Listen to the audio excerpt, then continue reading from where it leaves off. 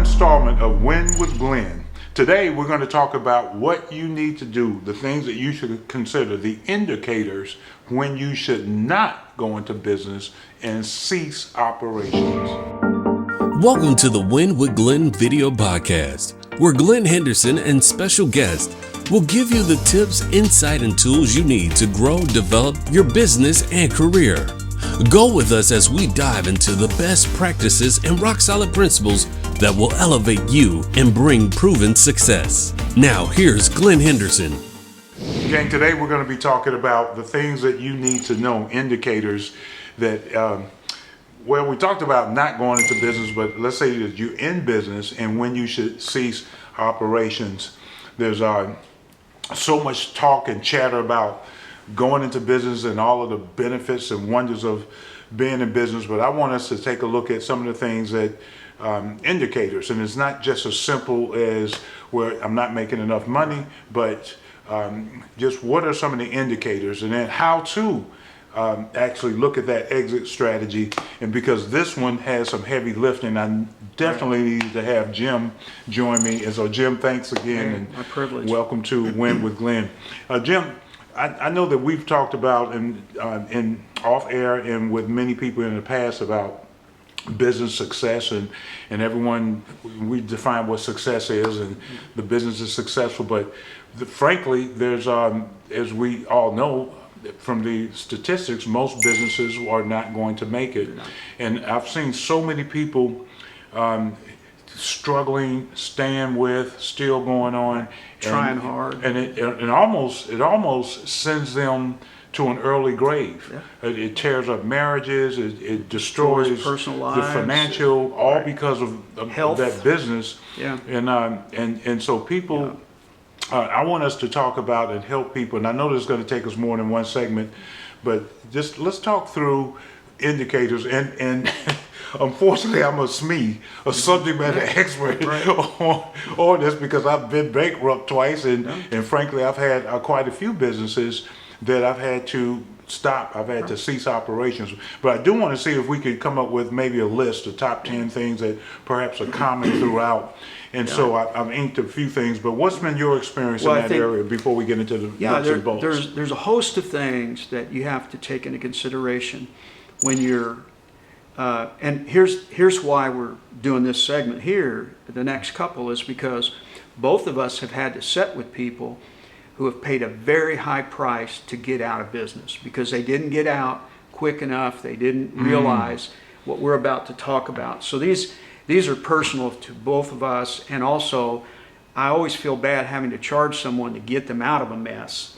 But I have a business too. So when the business itself starts to supersede the needs of that business, supersede my personal life, it can affect my health.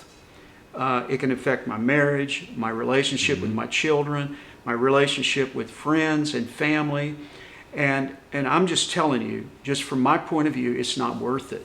When you realize I'm going to lose all of these things that are valuable in my life, or even some of them, all because of a business, in my view, that's a tragedy. Right. And when we say, and you say supersedes your personal, what do you mean by that? To me, go ahead.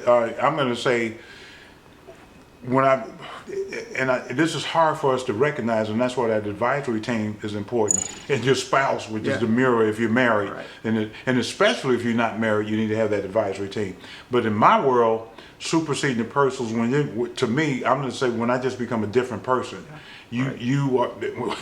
Maybe you should become a different person. Well, that's another discussion for psychoanalysis. But if you end up, there's no joy, there's no energy, there's whatever you once were. You're not spending time with your family. You're not resting. Again, health issues. I've seen so many health issues. People who are basically healthy individuals, they get into business, the stress, the negative stress of having to produce long hours. I get people, and you've seen it, they'll say, well, I work long hours at this company. When I get on my own, I'm going to work my own hours. Right. No, you're not.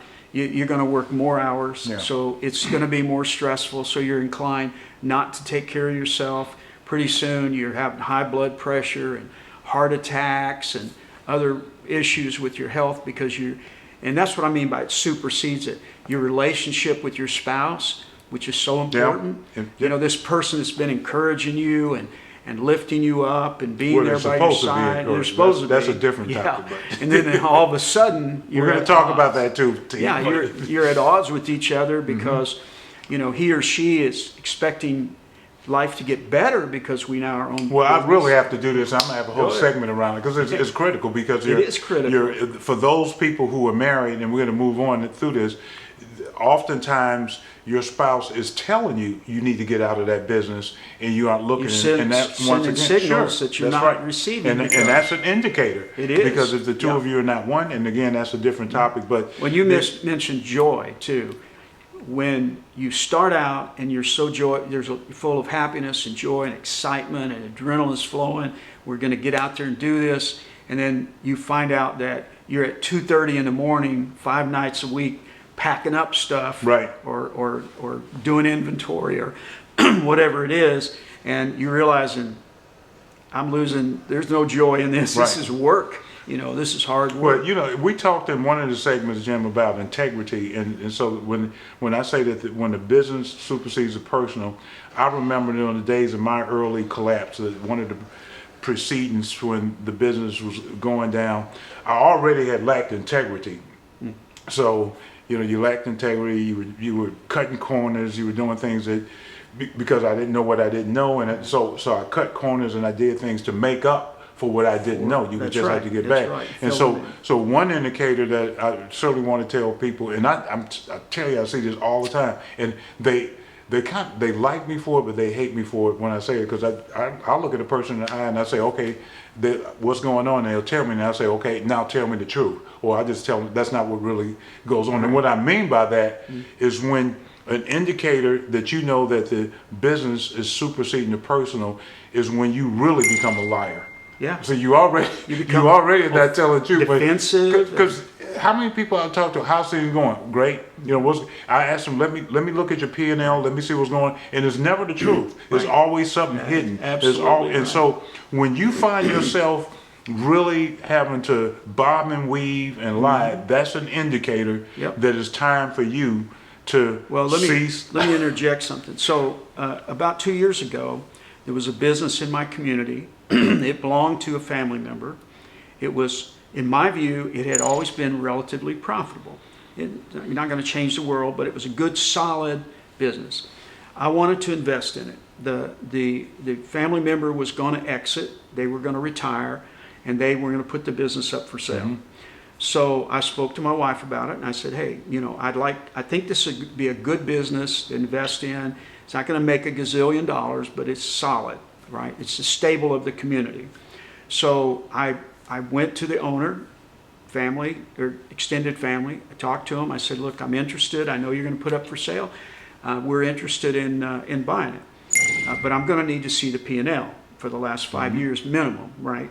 And now on the surface, if you looked at this business, it's in a rural community where I live, you would say that's absolutely profitable. I mean, they've been in business for 25 years and they've done well.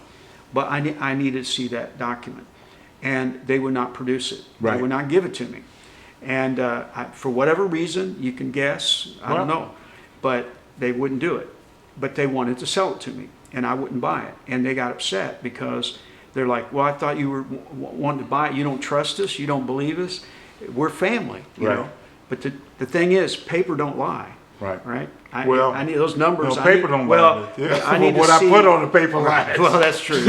my mistake. But what I'm saying is, I need to see that hard facts. I need to see those documents before I jump. Right. So, and that's an indicator to me. When I heard that, I looked at my wife and I said, I'm not going to invest in this. And for you, I'm going to do it. I understand. But and for me, I should look in the mirror and then tell myself it's time. This is an indicator that I should cease operation. I need to get out of this business. I become something that really has now lacked character. And how many times have people said to you over the years, and I've been in a few of them, so I kind of know, that a spouse will say, this is killing him. This is killing her.